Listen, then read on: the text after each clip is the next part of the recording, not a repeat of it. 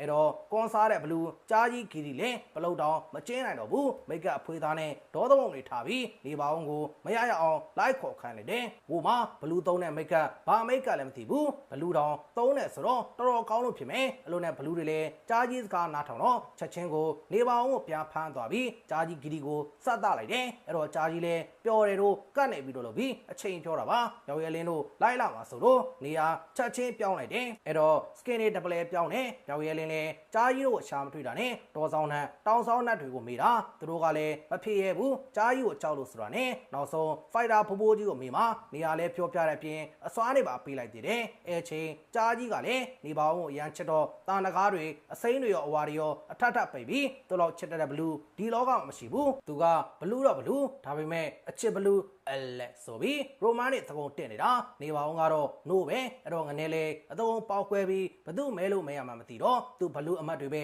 မဲအထုတ်လိုက်တယ်အဲ့ဒါမဲလို့တော့မပြီးသေးဘူးရောက်ရဲလင်းကအင်းချုံနဲ့ရောက်လာပြီးဘလူးတွေကိုစောလို့ဘလူးတွေလည်းသေကုန်ရောသေတော့ကြားကြီးပါလိုက်ချလာပြီးရောက်ရဲလင်းကိုမီးကင်တာမြောက်လဲပူတော့ကြက်တာနေပါထွက်တယ်အတုံးအော်တာ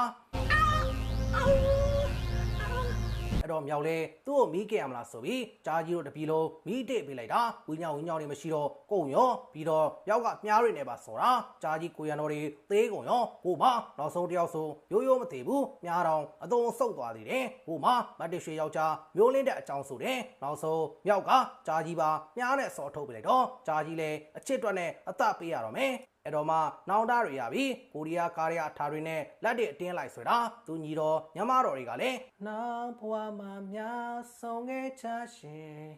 ဒီဘဝလည်းဖြစ်ပြစီနေကွယ်ဆိုပြီးဂရေယန်ဂီရီတွေဖြစ်ရင်ပြီးဆုံးသွားပြီပေးချင်တဲ့ message ကတော့ခေါင်းဆယ်လုံးရှိတဲ့ကြားကြီးတောင်စော်မရတာတစ်လုံးနဲ့ရှိတဲ့မင်းတို့တွေကြီးမမျောလင်းနေဆိုတာပါပဲအားလုံးပဲကျေးဇူးတင်ပါတယ်ခင်ဗျာ